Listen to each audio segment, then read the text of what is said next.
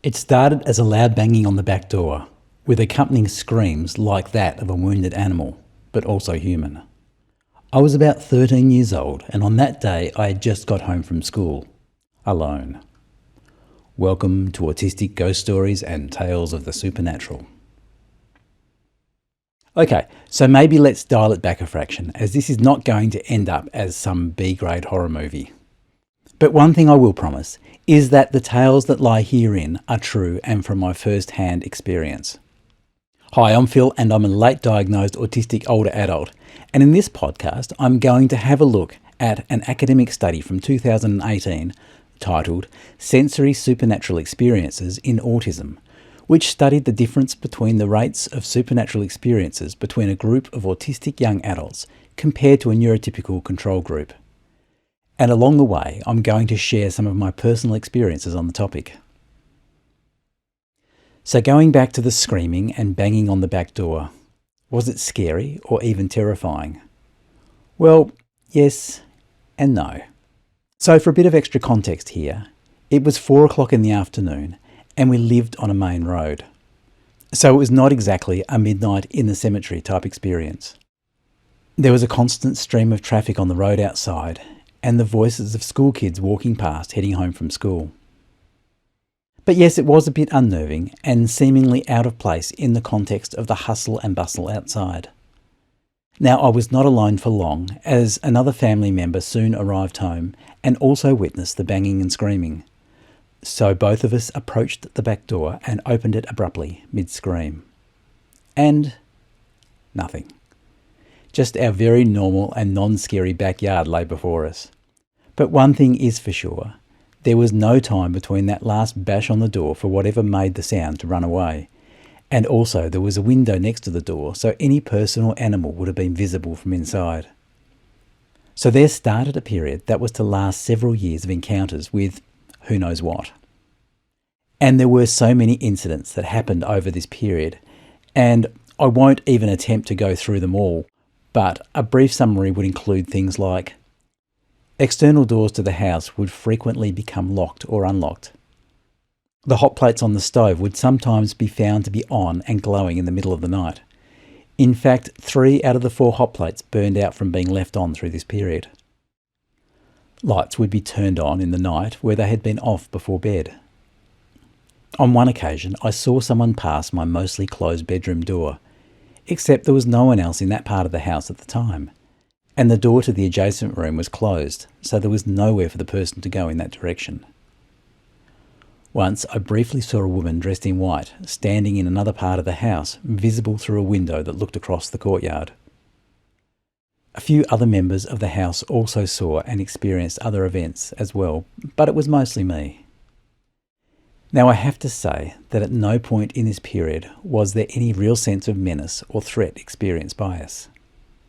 Apart from that first instance, which was our introduction to these events and thus did bump the heart rate up a tad, all the rest seemed completely non-threatening. So what's any of this got to do with autism, you might ask? Well, that's an excellent question and I'm glad you asked it. Well, I would have thought on the surface absolutely nothing, except there's some evidence that autistic people, especially kids, report more experiences that get described as supernatural. A research team in Sweden, led by Ingela Vasuri at Gavle University, studied this as part of a PhD. They looked at 17 autistic young adults who said they'd felt a presence, experienced unexplained touches, or even seen visions, all without any clear physical cause. All of them described themselves as religious or spiritual.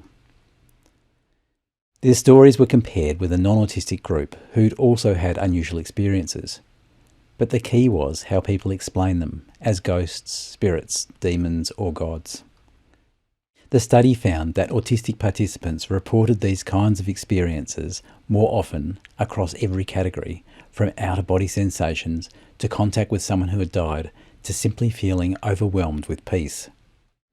The takeaway wasn't that ghosts or spirits exist.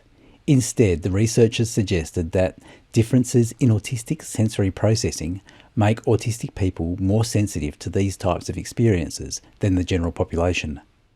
And popular culture, like movies and TV, shapes how people interpret them. So in the end, it's not really proof of the supernatural, it's a reminder that autistic people often sense and explain the world in unique ways. So where does that leave me with my experiences from my youth? And do I believe they were ghosts or spirits? To answer that, I need to give a bit of context about me. Firstly, I grew up in a traditional Christian church, so I was probably not one to jump to the conclusion of ghosts, etc. But neither was I one to jump to the conclusion of demons or spirits inhabiting our house. So on that point, I was not given to any particular conclusion. On another aspect of how my mind functioned, I was a science student who went on to study applied physics at university. So likewise, I was not given to fanciful explanations, preferring to keep everything logical and factual. Of course, added to this was the fact that I was undiagnosed autistic, which meant I was also wanting to keep it logical and truthful. So the short answer is, I have no idea what was going on. And while I'm not given to believing in things like ghosts, I also have to acknowledge that there was no logical explanation for any of it, especially as it was not just me that experienced some of this. But I did get a bit of a reputation amongst some of my peers as being like the boy from the movie The Sixth Sense. I can see dead people, which always made me chuckle. And there were so many other things that I experienced through those years that were unexplained, but not all to do with ghostly type encounters, that one of my cousin's friends thought I must be possessed because of an incident that happened at her 18th birthday. Now, I was going to leave that one hanging, but that's probably a bit mean, so here's what happened. We were celebrating at a Chinese restaurant. Now, with my autistic food sensitivities, I was very sensorially challenged, as I can neither eat or tolerate the smell of international food of any type. I was just eating a plain bowl of rice that to me in that context also tasted overwhelmingly flavoured of Chinese cooking. I suspect I was also at the limits of my social overwhelm. As we were eating, there was a loud explosion of breaking glass and the whole restaurant fell instantly silent. Now what exploded was my drinking glass that I was not touching at that moment, but I was leaning over it with both elbows on the table. So my head and chest were directly over the glass. What followed was the large group of people sitting around the big round table were covered in glass fragments. But not only that, all the food was now completely littered with broken glass. The only exception was me. Despite being right over the top of the glass, I did not have a speck of glass on me. All the glass had gone away from me, so a bit unusual. In that instant, I was aware the glass had not hit me and had travelled away from me, so my first reaction was to think that a bullet had travelled between my arms and body, striking the glass and spraying it away from me. So I quickly looked over my shoulder to locate the shooter, expecting to also see the window of the restaurant broken. But there was no shooter, no bullet, just me. Just another of so many unexplained occurrences in my earlier life. Apart from this rather bizarre experience, I've also witnessed many things in the sky and the world around me that it seems that most other people just missed. I won't go into all the details here, but there are many more stories to tell. For me now looking back, what I can say is there is more to life than we see or understand. And maybe it's the sensitivity of the autistic child or young adult that can bridge that gap.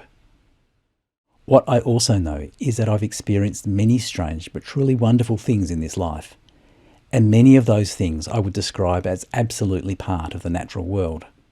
But these amazing things are subtle, and I suspect were missed by other people.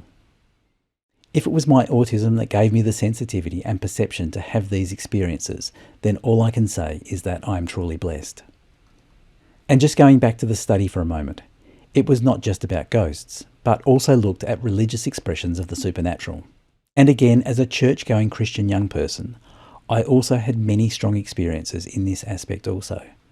So I guess I would characterise my general experience to be consistent with the research findings. Now, the elephant in the room here is that it was not just me who experienced these supernatural type events in our house. So if it was just about my autism, what was going on there?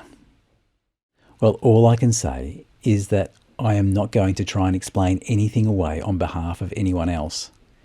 This is just my perspective and my story as a young autistic person at the time. So how should you respond if you're the parent or teacher of an autistic child who confides in you about having supernatural type encounters? Firstly, just to be clear, I'm not a psychologist or medical professional. I can only share from my own lived perspective. I can't say for certain whether what the child describes is imagined or not, but more often than not, these perceptions are very real to them. And because autistic children often sense the world differently, with a deeper sensitivity, they may be tuning into something in a way that's unique. So please don't dismiss these accounts or rush to the conclusion that the child is psychotic or disturbed. Sometimes it's simply about listening, validating, and helping them process what they've gone through without judgment. So in summing up, do ghosts exist? No idea. Have I seen them? Yep. So, do ghosts exist? No idea. But that's not the purpose of what we're talking about here. Really, what we are talking about is the fact that it seems that being autistic might mean you are more likely to experience events that some might label as supernatural, and that this likely has to do with the atypical sensory experience of the autistic person. I know maybe that's an oddly unsatisfying outcome to this podcast, but let's just be real and accurate as autistic people. It's really not beneficial to hype these things up. Maybe the answer is, there is just more to this world than most people will ever understand. And it's okay not to understand it all. But let's just be honest about it. Okay, so that's it for this slightly weird and spooky episode. If you've made it this far, well done. Please feel free to add your autistic unexplained supernatural experiences in the comments section, if you feel safe to do so. Definitely no judgment from here.